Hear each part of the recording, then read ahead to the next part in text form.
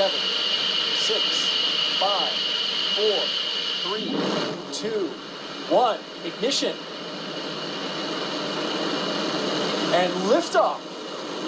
Liftoff of the Atlas V, carrying JPSS-2 and Lofton, a new weather observatory for our planet, and a test for planetary exploration. Atlas VU has gone to closed loop control. Yeah, Daryl, as we heard Omar Baez say, LSP-100 on its way also. We're very happy for this 100th mission, the Launch Services Program. Let's listen in as Jesse Gonzalez. And coming up on 30 seconds from the flight, vehicle is a half-mile in altitude, 2 miles downrange, traveling at 160 miles per hour.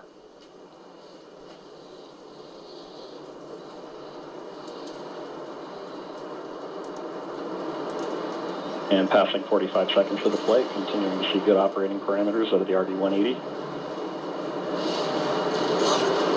The power of the Atlas V RD-180. And coming up on a minute into flight, the vehicle is ending its roll maneuver, and vehicle body rates are looking good.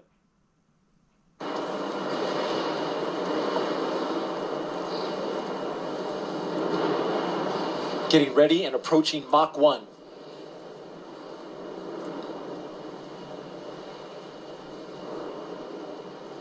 And passing through 80 seconds into flight, Mach 1 Atlas V is now supersonic. That's 769. And vehicle is now passing through max Q, maximum dynamic pressure. 769 miles per hour, 121,234 kilometers an hour.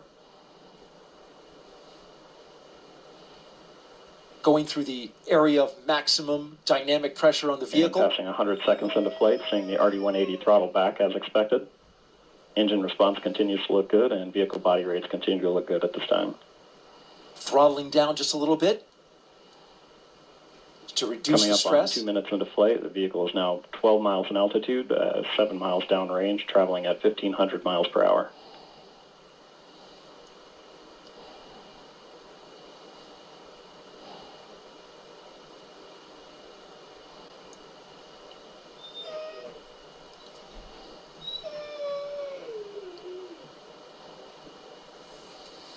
And passing 140 seconds into flight, the vehicle has gone to closed loop control, continuing to see stable body rates throughout the boost phase. So the rocket was flying in a trajectory that's programmed in, but now closed loop is taking positional feedback from the rocket sensors to get it into the proper line for trajectory. It's going to maintain that ascent line. Beautiful shot there on board. And RCS is now pressurizing to flight levels. A shot from our infrared camera. And the reaction control system has reached flight levels. System response looks good. Vehicle body rates continue to look good as well. Seeing good response out of the RD-180 engine.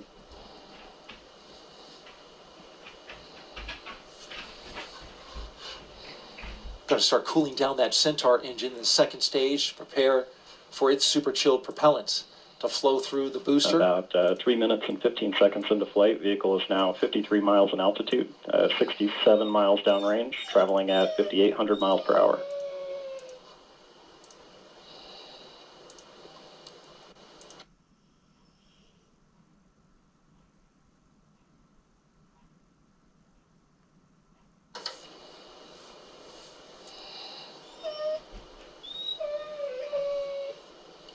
And now seeing the RD-180 throttle back to maintain a 5.0 G acceleration limit.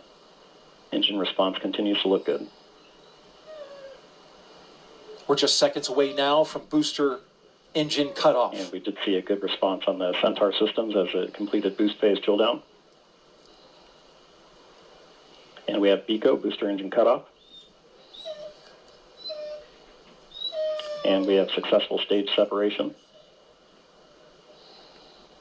With stage separation, now onto the Centaur. On the RL-10. And we have ignition for the first burn. RL-10 start parameters look good.